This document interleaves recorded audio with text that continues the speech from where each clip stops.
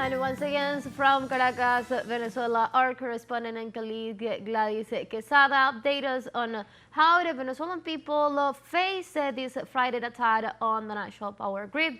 Hello, Gladys. Can you tell us more about the topic, please? Yes, Anna, hello to you and all of our audience. Yes, currently the national power grid is restoring the service, once at a time, because there is no possibility to restore everything at the same time.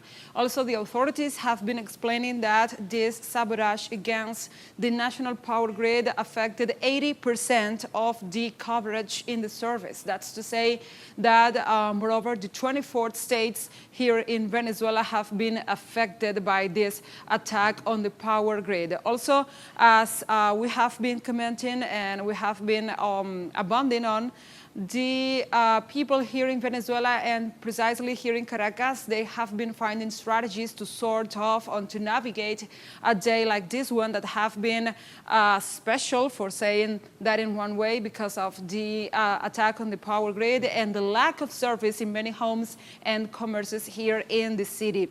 Also, as we were saying, many of them are just trading using cash. They did that so in the day, and also they are finding other strategies. The Minister of Transport issued 250 Metrobus units, which is a kind or a type of bus here in the city for the mobility and the movement. I want to say that maybe in the news update and regarding this topic, the President Nicolás Maduro Moros recently said that the recovery is moving on. The recovery of the national electoral grid is, moving, and it is expected that the total recovery will be done in a few hours. Also, as many people have been reporting on X and in other, social media platforms, they have been receiving the service back in several parts of the city, so it is expected that the city is also recovered. I have to say that many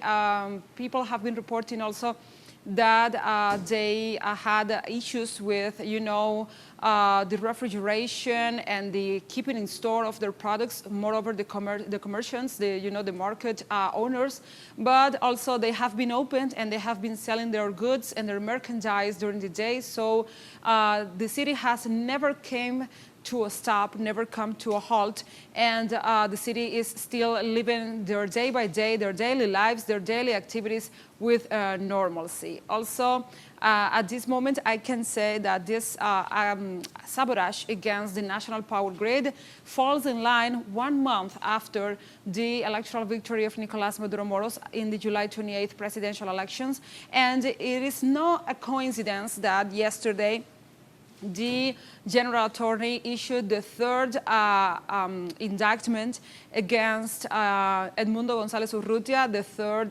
calling for him to be present and to go and face justice and face also the institutions, the judicial institutions here in Venezuela because of his contempt with the electoral law, his disregard for the calling of the Supreme Court of Justice and the electoral hall of that institution here in Venezuela. Also, and moreover, he was called by the authorities to present the so-called evidence that he had of whatever happened on July 28th regarding the electoral process and the sabotage suffered by the electoral system and the voting machines that day. So everything falls in line with other attack that happened here on Tuesday and affected the northern zone of Caracas.